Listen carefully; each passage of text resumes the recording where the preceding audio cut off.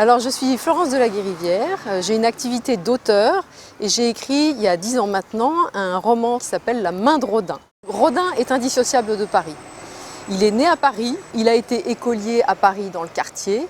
Ensuite, il a fait ses études, si on peut dire, à Paris, sachant qu'à l'âge de 14 ans, son père l'a inscrit à la Petite École, qui est une école de dessin, qui est en fait l'ancêtre des arts déco aujourd'hui. Il a beaucoup travaillé Rodin à Paris, énormément, mais même quand il avait 14 ans. C'est-à-dire que le matin, il allait d'abord chez un peintre pour s'exercer, un peintre ami de la famille. Ensuite, il allait suivre les cours de la Petite École.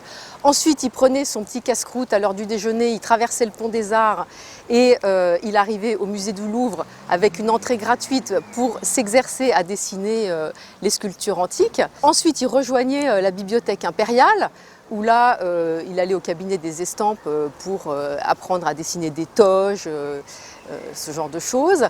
Et puis le soir, il repartait au Gobelin, à la Manufacture des Gobelins, où il assistait à un cours du soir de dessin.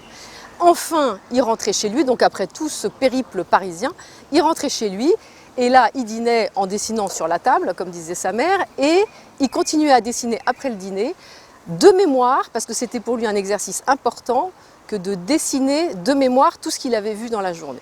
Rodin, étant parisien de souche et ayant fait toute sa carrière à Paris, a forcément laissé beaucoup de traces dans Paris.